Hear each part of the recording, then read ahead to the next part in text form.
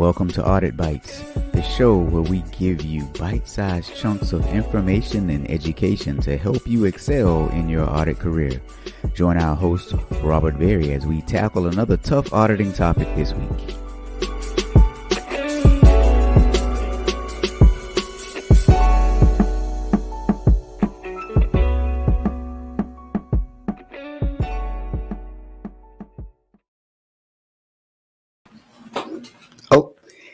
Hey guys, look at that.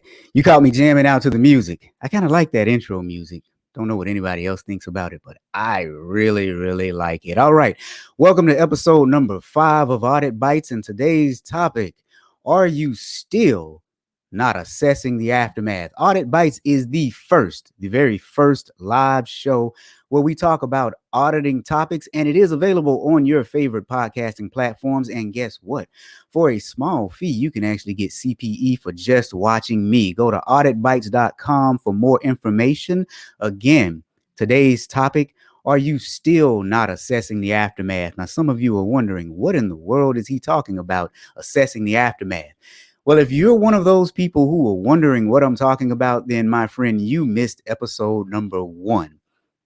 Episode number 1, you see, I talked about what happens when someone just disappears from an organization. And no, I'm not talking about a kidnapping, but I mean, depending on where you live in the world, I could be, right? But what happens when there's an employee at the organization who's trying to warn you that something is wrong, and then all of a sudden, they're gone? They're trying to tell you that something is not right. There's something illegal, unethical, or immoral that is happening. They're here one day and they're gone the next. Now, in that episode, I talked about a company that was wrapped up in a scandal with the federal government. They terminated a lower level employee.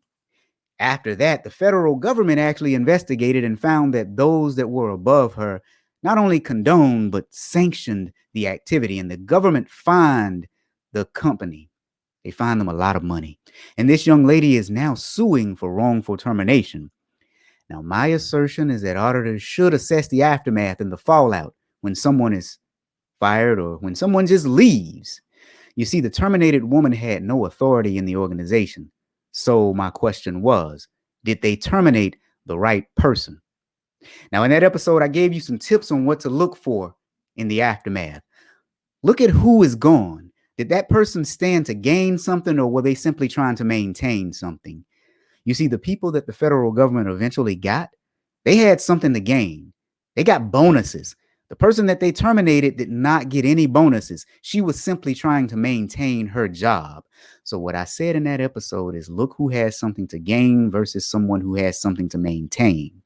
That's when you'll find who the real culprit is. Go listen to it. There's a whole lot more in there, but I'm not going to rehash the whole thing. So what am I talking about today when I ask, are you still not assessing the aftermath? Well, what I'm talking about today is something, well, a little bit different from that episode. You see, what we're talking about today is what happens when auditors are the ones who actually disappear. They're just here one day and they're gone the next. And the question that you want to ask is, who is the real problem? You see, auditors have a very tough job. You're asked to evaluate what's happening in an organization, but that also is the same organization that pays your salary. So what happens when you find things that they don't agree with? What happens when you find things that are illegal, immoral, and unethical? You see, in these situations, well, certain things typically happen to those auditors who find things. You might see that their authority is oftentimes undermined. Oftentimes their budget is taken away. Staff is reduced.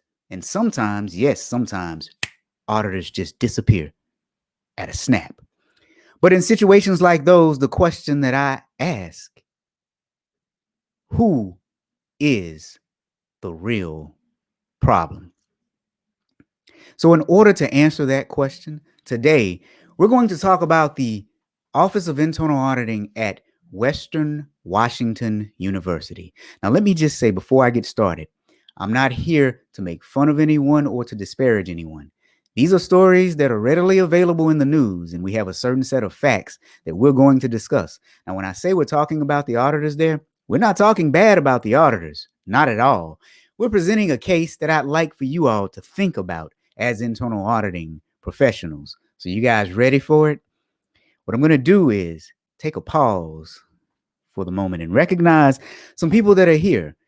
We're on about a 7-second delay. So, what I want you guys to do is, if you're ready for this, type into the chat, I am ready. Let me know that you're ready to hear this story. Now, I know we've got a Alaba here from Nigeria. Man, what time is it for you, man? You're always here. I appreciate you being here. But do you sleep? People ask me that a lot. Now, I'm asking you. Now, Benita Lee, B. Lee is here, and she says, auditors have one of the toughest white-collar jobs. Respect. Respect, B. No, I mean, our job is very, very tough. And we're going to talk about some of the reasons why I think it's tough and some of the things that we have to go through and some of the things that we need to be ready for. And Pozo is here, and Pozo says that she is ready to hear the story. Now, you guys hear me say this a lot, but it's because a lot of this stuff is unbelievable. But you're going to hang on tight for this one. This is a wild ride. After this is over with, send this one to all of your friends because this is just unbelievable. Like, anyway, just truly unbelievable. All right, Hussam is here and he says, I am ready. Cutlego, hopefully I said your name right. If you could, connect with me on LinkedIn, send me a voicemail pronunciation of your name. I think getting people's names right is very important. It's something I like to do. And if I'm saying that wrong, let me know. He says he's ready. See, I knew it was pretty late for you over there, man. Well, not really. I guess at 6 p.m. So yeah, not too bad. All right, guys, here we go. Diving right into this story. And it's a barn burner, as they say in the southeastern region of the U.S. All right, so what you're looking at is a screen print from the online newspaper in Washington. And if you read the headline, it says culture of fear at Western Washington University after auditors fired, prompting lawsuits and resignations. So let's just talk about this. The Internal Audit Office at Western Washington University is tasked with investigating a lot of things, like much of us are. But it became the epicenter of firings, lawsuits, and even a police escort from a board of trustee meeting. This was after one former auditor sued, claiming that he was pushed out over an audit of a former president's travel. The university settled with this individual to the tune of $216,000. Now, we're going to call this person auditor number one. Auditor number two, his successor, well, earlier this month, well, I think that was last month now, anyway, is now suing the university as well for alleged retaliation and wrongful termination. You see, after auditor number two is claiming that she was fired after completing contentious audits, some of them surrounding the use of ghost courses and some other things that I'll talk about shortly. Now, so that's two chief auditors that have left the organization. Shortly after that, the remaining auditor also resigned. Now, the remaining auditor actually talked to the newspaper and said that the terminations created a, and I quote, culture of fear. Now, it gets even better. A longtime administrator in the organization who actually confided in the auditors that something was not right, he actually retired after seeing all of the shenanigans. So let me recap just really quickly. You had auditor number one, who was the chief auditor, who brought up some things that, well, really weren't that popular. He's no longer there. Auditor number two had two contentious audits, and now auditor number two is not there. Another auditor that worked for auditor number two saw the shenanigans and said, you know what, I'm leaving this place. Spoke to the newspaper and said that it created a culture of fear. And A longtime employee who confided in the auditor that something was wrong decided to retire.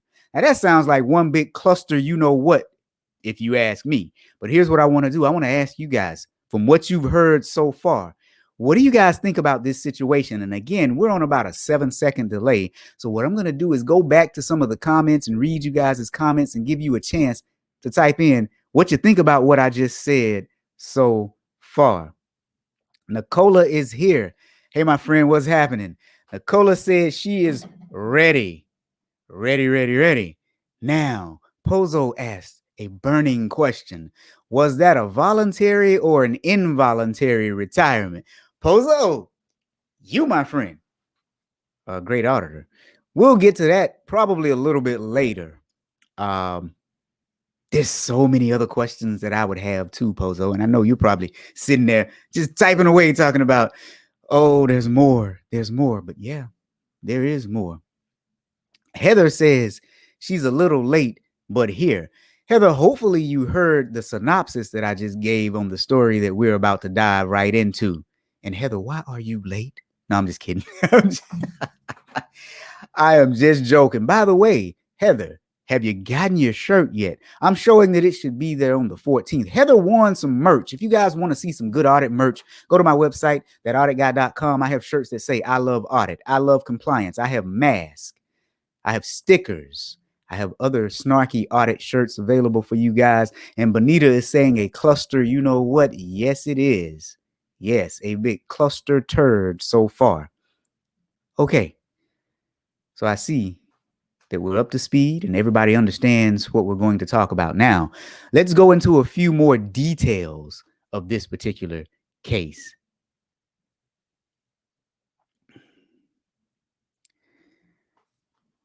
Audit Director number 1 was hired in 2014, and he lasted less than a year.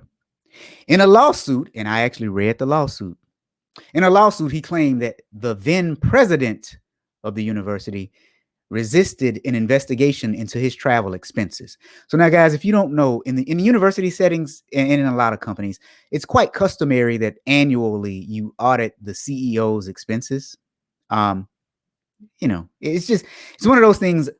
Thankfully, I never had to do it the places I work because, quite frankly, if a CEO is going to steal, it's probably not going to be in the travel expenses because they know that it's going to be audited anyway. And when you have your purchase cards, you can see all those transactions. But anyway, he said that the president and CEO resisted an investigation into his travel expenses.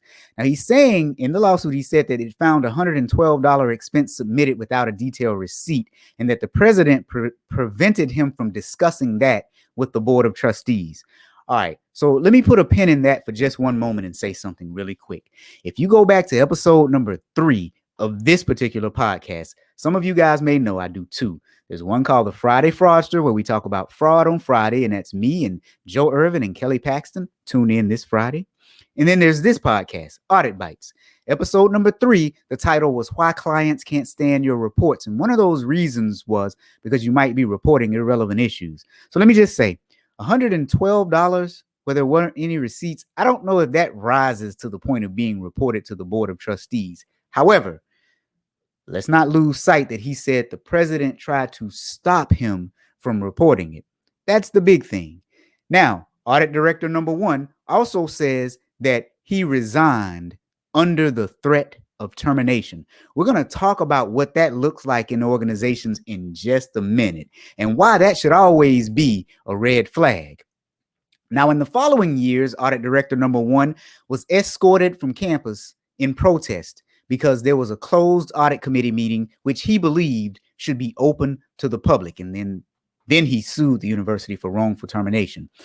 So let me talk about this for just one moment. For those of you who work with public companies, you don't have to deal with this. But if you work for an organization that is funded by the federal government, such as a university or a local municipality, your board meetings and audit committee meetings and things like that are usually open to the public. all 50 states have rules that say that under rare circumstances can you have private meetings. Normally, that's if you're discussing someone's good name and character. So if you're discussing a specific individual, like someone suspected of fraud, you can do that in private, but most of your meetings should be held in the public sphere. I worked in higher education for 15 years for 2 separate organizations. I experienced these public meetings at both places. So now, regarding this lawsuit, Audit Director number 1 is alleging that the president and CEO of this university actually changed the agenda of the audit committee meeting without telling him. Therein lies a huge problem. So let's just wrap all of this up together, right? So Audit Director number 1 was working there. He audited the CEO's expenses, found some things he didn't like, wanted to report it to his board, to the audit committee, well, like he should have, if there's something that needs to be reported. Allegedly, the CEO changed the audit committee agenda. They told this man, either you quit or we're going to terminate you. He quit. He came back subsequently to some board meetings and became upset because some of those meetings were behind closed doors. Now, whether they should have been behind closed doors or not, we can't say because I don't know what they were. Again, all 50 states have different rules, but under certain circumstances, you can have closed door meetings. Is that an anomaly? Yeah, it is. Like normally your board meetings and subcommittee meetings are out there in the public sphere. So based on what you guys have heard so far, I'd love to know what you think. Now, Hossam says, sounds familiar when auditors challenge the big shots. Yes, Hossam, it sounds very familiar when auditors challenge the big shots. But isn't that kind of your job? Your job is not to necessarily challenge. Your job is to assess the situation in the corporation. Now, the news that you report back could be good news. I don't have any problems with an audit report that has nothing on it except for, hey, we looked at this and all was well. Or it could have some issues on it. But you're not challenging them. You're just a reporter who is telling the truth, whatever that truth is. Okay. So, with that said, hopefully everyone is up to speed because now we're going to move on to the next audit director, Audit Director number 2. Now, Hossam is saying true. He agrees with what I just said. Yeah, but I get your point because that feeling is like you're challenging them. You're not. They want you to feel that way so that you can feel bad. You shouldn't challenge authority. That's when the mental manipulation comes into play. No, your job is not to challenge them. Your job is to be constructive. Your job is to find the truth. Your job is to report whatever it is that you found. So anyone who makes you feel like you're challenging them for reporting the truth, look at what's happening, because there's some underlying thing that's taking place right now where they're trying to mentally manipulate you into doing something that you probably should not be doing. See, no one else is going to give you this real and raw content on internal auditing or even external auditing. That's why you should tune in to Audit Bites, the best doggone live show for auditing on the planet. If you agree with that, type I agree into the chat for me. See, here's why I ask you guys to type into the chat. Let me give you guys a little clue of what I'm doing. I want some audience interaction, but what I do is I go back and I look at who's engaging and I select people at random and I give them things. So I may give away CPE or I may give away a t-shirt. That's how Heather won her t-shirt that is not there yet. Heather, it'll be there. I think the 14th is the date it's supposed to get there. Okay, so now with that said, let's talk about Audit Director number 2.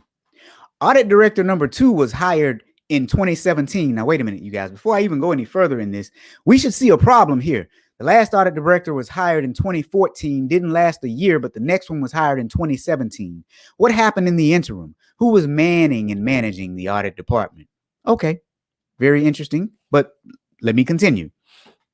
Now, Audit Director number 2 was hired, and there was also a new president and CEO at this organization. So wait a minute, Audit Director number 1 is gone. There was another president there. We have Audit Director number 2, and we have a new president as well. Ooh, this isn't looking good if we're talking about culture in an organization and its ability to keep people around. See, there are things that we can audit without actually, quote unquote, auditing. There are things that you can do just from observation that give you red flags that something is not right. An auditor should always be cognizant of these things. All right. So now, this audit director number 2, had 2 contentious audits. One of the touchy topics surrounded how they reported crime statistics. The potential fines and penalties for what they allegedly did wrong could mount to millions of dollars. So let me explain to you guys what's happening here. There is something called the Clery Act.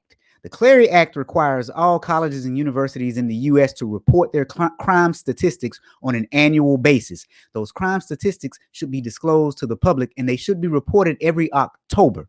So if you have a child, a cousin, a niece, a friend, anyone or nephew who's in college, go look at the college's Clery report. It should be on their website. It might be titled Crime Statistics or something like that. This was a law passed after something tragic happened at a university years ago.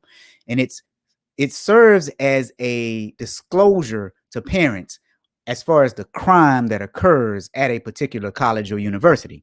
So now, allegedly, this university falsified some of the numbers that were in their crime report. This auditor found it and put it in a report. Now, this became a problem for that auditor. But I'll tell you what else happened in this situation. The university actually hired a third party, another consulting firm, to come in and review this area. I actually read that report. This consulting firm confirmed what the auditor said. So let me just stop right here for one moment. Whenever you see an organization come in and hire someone else to come in and review the work that the auditor has done, most likely it's because they're opinion shopping. Because if your auditors are truly professionals, they're credentialed, they've been doing the work for a certain period of time, they know what they're doing. If they've shown you the evidence, if their work papers were good enough to show you the evidence, why do you need a third party to come in and tell you the same thing that you've seen with your own eyes? Now, that reminds me, some of us are horrible at work papers. So if you're horrible at work papers, go get my book, Creating Wonderful Work Papers. Yes, I wrote a book about doing work papers. I also have a course dedicated to teaching you how to do better work papers. Want to know more about it? Email me. All the details aren't on my website for that course yet. I'm doing it next month for a private client, and it's been battle tested a few times. But after we get it through this client, we're going to release it to the public again. So it's called Creating Wonderful Work Papers. So again, my question is, why do you need a third party to come in and review something that the auditors have already done if you saw the work papers yourself? Because either you reported the statistics wrong or you didn't. Now, back to what I said earlier, this third party actually confirmed what the auditors found. How do I know? Because I read the third party's report. This newspaper in Seattle did a great job of obtaining actual documentation.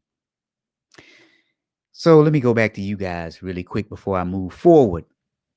Pozo says, interesting to consider reasons for a gap in a role being filled. Some organizations claim budgetary reasons, but it could be to fraudsters going rogue.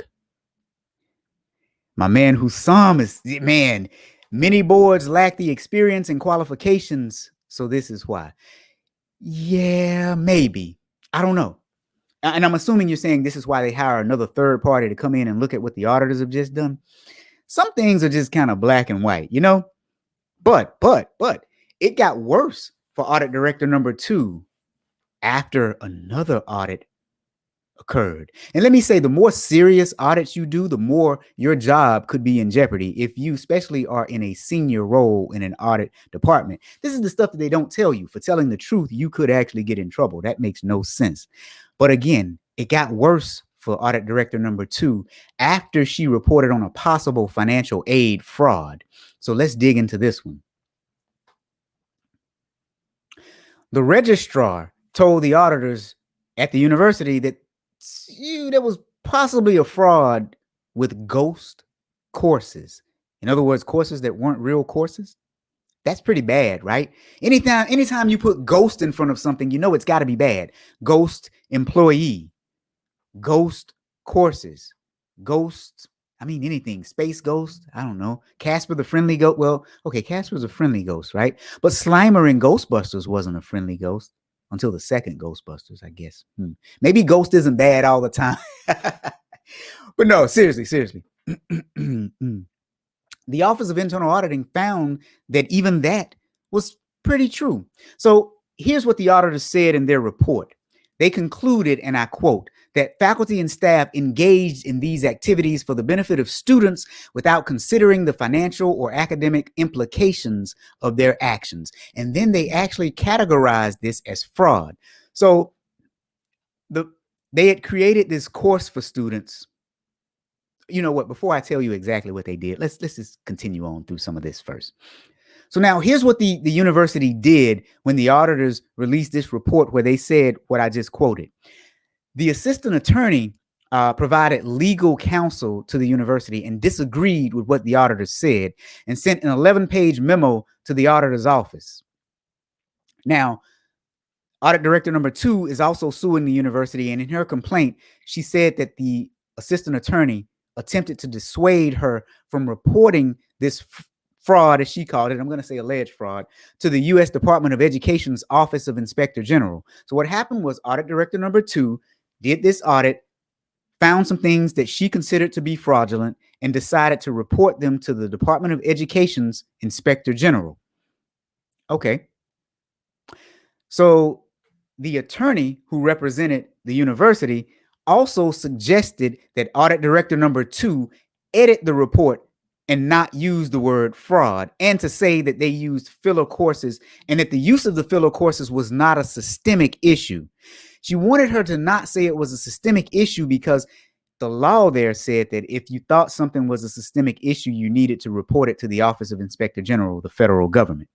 So what audit director number 2 did was call the federal government and say, hey, look, here's what I'm facing. Do you think this is fraudulent? The Office of Inspector General wrote back and said, and I'm quoting this now, this is definitely fraud and must be reported. Now, let me put a pin in this right here real quick. I don't know how you can just listen to someone's story and say that this is definitely fraud. So, but to the point, everything is alleged until it's proven.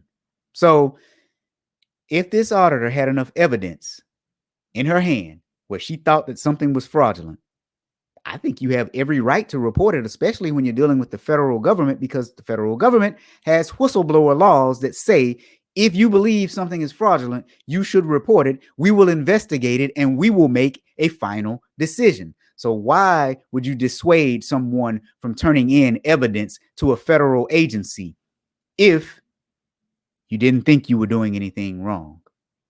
Why would you be opposed to evidence being shown? You shouldn't be. So anytime someone dissuades you from reporting any type of evidence, something is wrong. All right. Now, faculty and administration at this organization were upset at the language in the report. And they were also upset at the fact that this audit director number 2 reached out to a federal agency. But the chief auditor said that reaching out to federal agencies was something that was normal. Now, here's what I want you to pay close attention to here. This didn't say that they were upset because they didn't do anything wrong. This didn't say that they were upset because they were being falsely accused. This said that they were upset because she actually just reported it to them. Pay attention to the language that people use when they talk. Now I'm going to read some quotes directly from people at the university.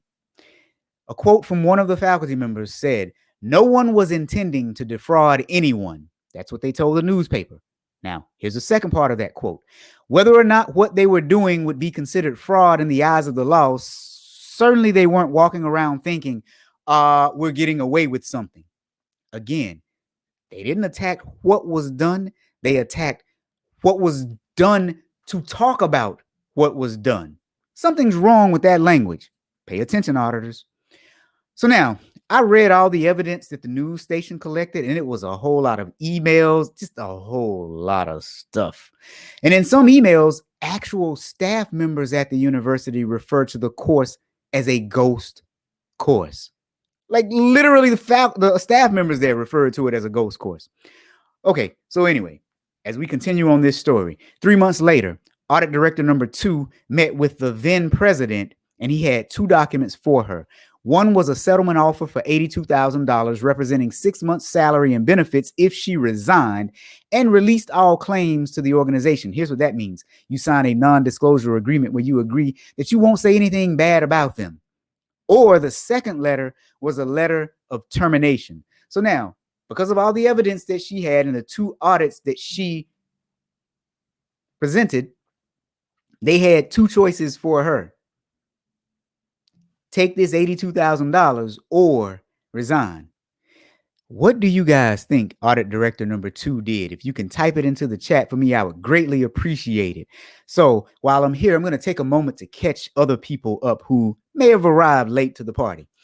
What we're talking about here is a situation where what happens when your auditors, poof, disappear from an organization.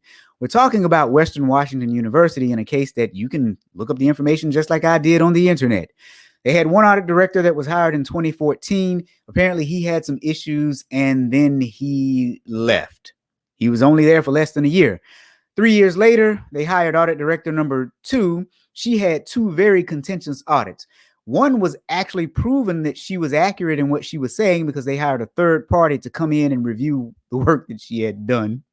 I think that's comical. But anyway, the second one was some information that came directly from an insider, someone who worked for the organization. And, well, from the evidence that I've read, there is smoke. There's a lot of smoke. I read a lot of emails and a lot of other things. And she was given a choice, either resign or take some money. So that's where we are. Now, Alaba says, something is wrong. That's straightforward. Pozo gave her guess. She walked out without accepting either offer. Well, I mean, with the second one, she didn't really have to accept it. I mean, termination is termination, right? But yeah, I get your point. I had to poke fun at you, Pozo. Is that my man Hussam again? Yes, Hussam says, did the charter support the audit director to report the federal government when needed? I don't know. That's a good question. But do you really care if the federal government has a law saying if you see certain things, you should report it? Now, Laurie is here. Hey, Laurie, you're here again. Laurie says, my guess is they signed the agreement for the money. Well, my friends, I like those guesses. So let me say, Pozo, you were kind of close. She refused the settlement. So she was terminated. And in her lawsuit, she is seeking economic and emotional damages and reinstatement of her job and expungement of negative comments from her personnel file. Now, let me just say right here, I understand you want your money and all that other good stuff, and you want this stuff expunged from your file. But why would you want your job back? I'm not criticizing you. I'm really just asking the question. Because here's what this says to me. Audit director number 1 left under similar circumstances, and there was a totally different president there. Audit director number 2, you, left under some bad circumstances under an entirely new president, and then someone who actually worked in the organization in the administrative arm left because they were upset because they told you the truth, you investigated, and I'll get to what they said. Well, never mind. Let me just get to that here. That registrar heard what had happened and retired early after more than 25 years of service and talked to the newspaper and said, and I quote, "It was disheartening that another good, effective professional was dismissed in such a surprising fashion." He also said, and I quote, "Fixing what the audit came up with is not difficult. It means that good, hardworking, honest people made a mistake that are correctable. Made mistakes that are correctable." So now, you really want to go back to a place that has told you and shown you that something is wrong in the culture? And again, I'm not saying that everyone there is corrupt. So some people from that university may say, how dare you call us corrupt? You guys know how I feel about how dare you people. Listen to the words that I'm saying. Audit director number 1 left under contentious conditions. You, audit director number 2, left under circumstances that weren't that great. A third person decided to retire and said that it's upsetting and disheartening that a good person, a good person, left under those circumstances.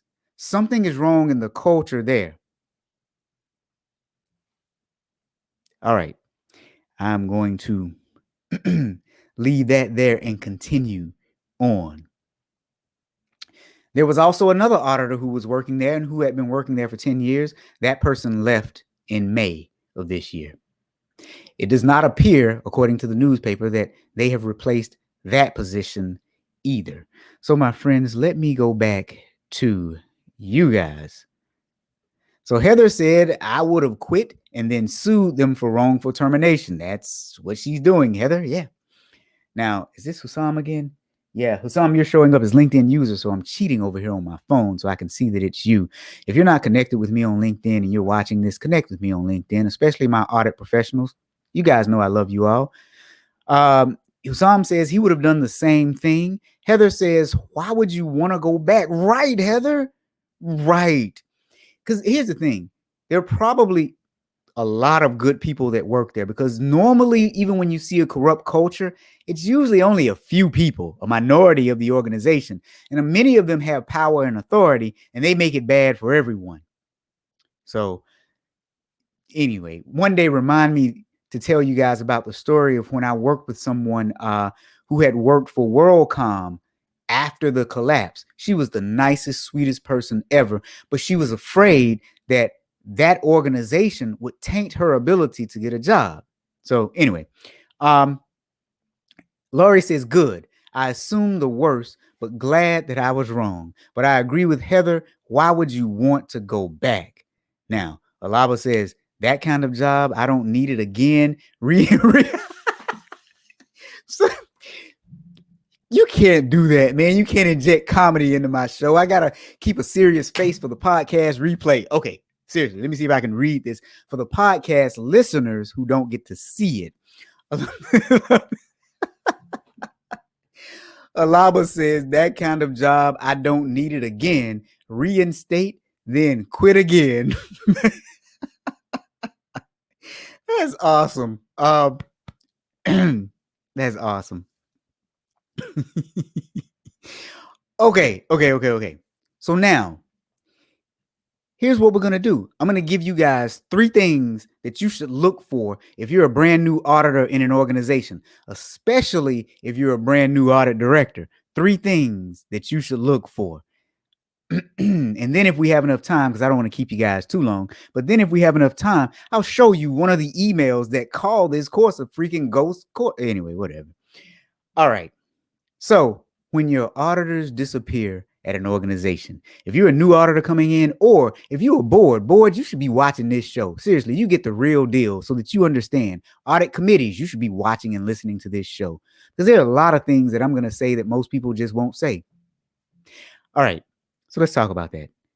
When auditors disappear, the first thing you need to do is check prior reports. As soon as you step into an audit department, look and see what were some of the things that they audited in the past. Look at the results. Look at management responses to the things that happened in the audit reports of the past. I can tell you, some people who look at audits that I've done in the past at organizations, they're going to be like, oh. And then at some organizations, you can see how management responded in a very good fashion. And you're going to be like, oh, that was pretty good. Awesome. And then in other organizations, well, but check those prior audit reports, because they give you a clue to the kind and quality of audits performed. But it also gives you a clue to management in these organizations. Again, one of the worst audits that I had ever done in my life was at an organization that was really, really good. I mean, one of the best run organizations I've ever worked for. And when you look at the way that they responded and the way that the issues were handled, as a matter of fact, we worked together to make sure that the things were cleaned up. And that's the way it should be. Auditors and management should work together, because your goal is to improve the organization as a whole. There's no us against them. But when you see environments where there is an us against them, why? Most of the time, it's not going to be auditors who are the antagonistic ones. Now, why do I say that? I'm glad you asked. What do the auditors stand to gain or to lose? If we write a report that's truthful, what do we stand to gain or lose? Nothing really. If we write a report with lies in it, what do we stand to lose or gain? Nothing, unless it's proven that we're liars, and then you lose your job. But if factually what you're writing in a report is true, then what's the issue for you? So number one, when auditors disappear from an organization like that, check the prior reports. That'll give you some clue as to the kind and quality of audits that they've done. Second thing you want to do is look at the audit committee contact and engagement. I said earlier that audit director number one was upset at this organization because he tried to go to an audit committee meeting that he thought should have been public and it was private. Okay, well, if you work for a governmental agency, most of your audit committee meetings are public unless certain conditions are met. Let me throw that caveat out. So when you look and see that the audit committee meeting minutes are only a short little paragraph and there's no meat in them, what's happening at those audit committee meetings? Is that audit director being stifled in what he is delivering to the audit committee? Is he being told, he or she, being told, keep your audit committee update to 1 minute? That should be a red flag that something is wrong, because you've checked the prior reports. Now you see this one bad audit report. Now you're checking the audit committee meeting minutes and you're saying, wait, you guys didn't even talk about this? Because notice earlier in this story, audit director number one accused the president of changing, I don't know if it's true or not, accused the president of changing his audit committee agenda. He had something he wanted to talk to them about, and he was stifled and silenced. So if you're going into an audit shop, actually during your interview, if you're a chief auditor, you need to be asking to look at these things so that you can understand the culture within which you are about to immerse yourself in. Check the prior audit reports, look at the audit committee contact. Now, my third thing that I'm going to say, what happens when auditors disappear and the things that you should be worried about and concerned about? Inquire with the clients. And I'm not talking about the other executive members of management. You've already talked to them during the interview. You've met them. The clients that the audit department directly dealt with, talk to them. If you notice in this particular story, it was an audit client, the registrar in this organization, that went and reported something to the audit director that seemed strange. Why? Because he trusted that that audit director would actually look at it objectively. That audit director found that something was indeed wrong. But then what happened? The management at that organization came down on that audit director for reporting the truth that was actually reported by a fellow colleague, a non-audit colleague. So what does that tell you? That tells you something strange. That worker should have been able to go to his or her direct supervisor, who was a member of executive management, and say, hey, something's not right. This doesn't look right. We need to look into this. They trusted the auditor more than they did the member of management. Now, here's what happened after that. That auditor was presented with two choices: either resign and take this payout, or you will be terminated. Now, the employee who reported this thing to the auditor was so upset that he decided to retire early after 25 years of service. Inquire with the direct audit clients that that auditor or those auditors had been dealing with in that organization. That's when you will hear the real story. That's when you will hear the truth. I can tell you there are countless number of times that I've had audit clients want to meet with me just to discuss some issues. They wanted to meet with me outside of work so that it was private. They've actually told me that they feared for their safety. And by safety, I don't necessarily mean physically, but I mean their job. I've had some slide little envelopes under my door. There's nothing worse than walking into your office on a Monday morning and you stumble over a little brown envelope that someone has slid under your door. So go talk to the audit clients and figure out what were the quality and quantity of audit engagements that were occurring before you got there. So, Audit Bites, your number one live show about auditing. It is a podcast too. Send this to all your friends. You can see the visual podcast on my website, that auditguy.com or auditbites.com. Probably by midnight tonight, I'll have this episode up and ready to be viewed on my website. Or you can come back to my LinkedIn profile and see it. Or if you just want to hear me, because I know, guys, sometimes it's hard to look at this face, right? Sometimes it's just a little hard. If you just want to hear me, Go to your favorite podcasting platform. We're on Spotify and all those platforms. So I want to know, what do you guys think about this case that we've just presented?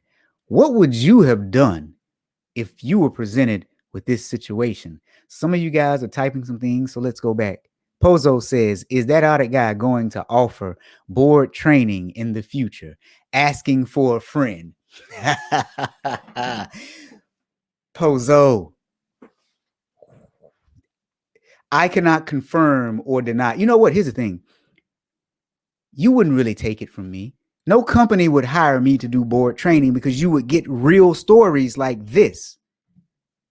No, I take that back. Let me say this.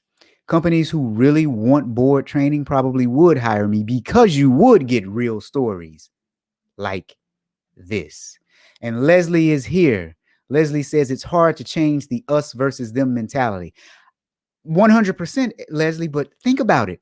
In this story, it truly wasn't an us against them, really, because you had people who worked for the organization who were going to the auditors to tell the auditors what had happened. So it was kind of an us and us against them, the higher ups, because this stuff is wrong and we want to see it fixed.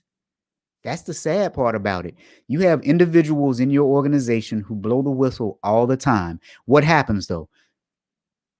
They are retaliated against for telling the truth. Why do you think we have to have non-retaliation policies in organizations?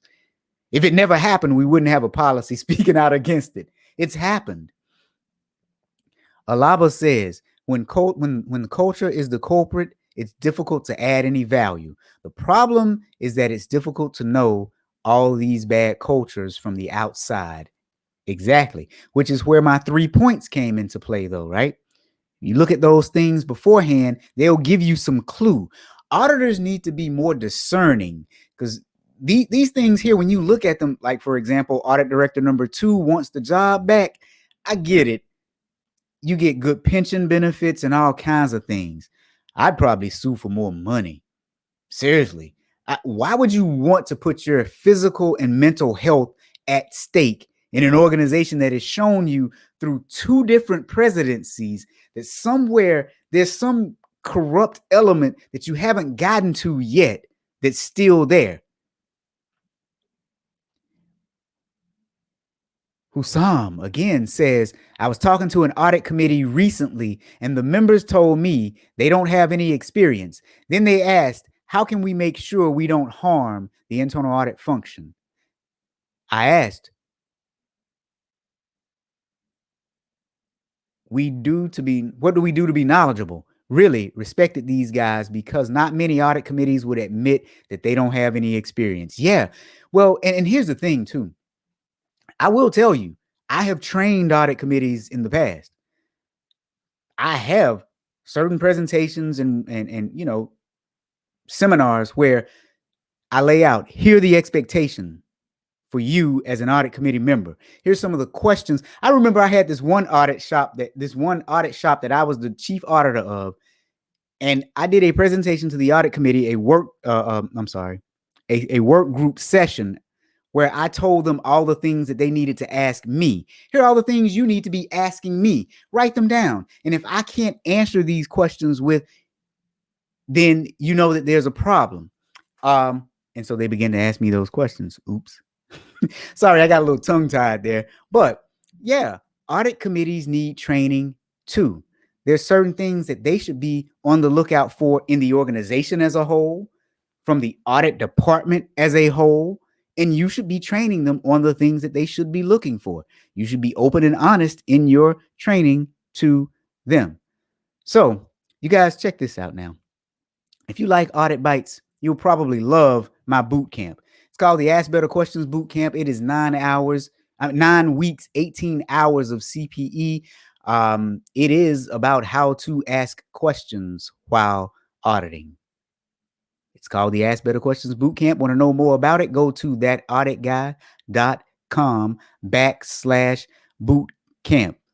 Again, I love it when you guys comment because I will look at the comments and I will start to give away certain CPEs. Here's the other thing.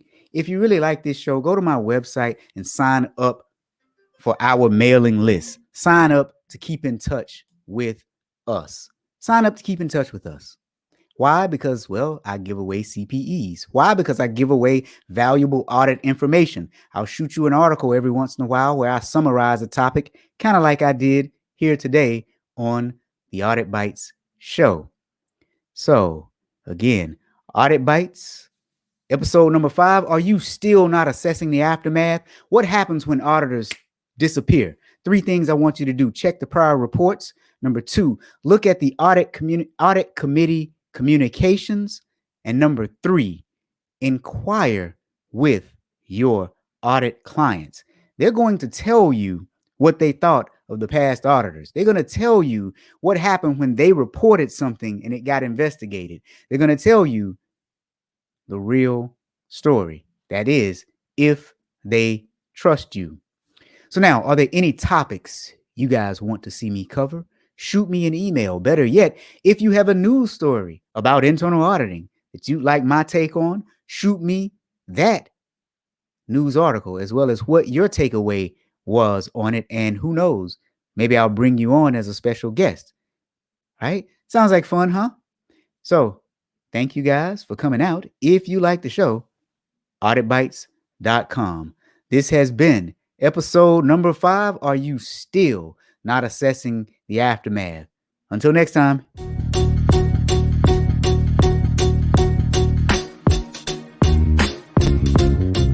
Thank you for joining us on this episode of Audit Bites. If you want to do more, see more, be more, check out our website at auditguy.com where you will find quality training. Audit merch. Yes, we have hats, shirts, and other apparel, as well as past copies of this podcast and the Friday Fraudster podcast. www.thatauditguy.com. Thanks for joining us.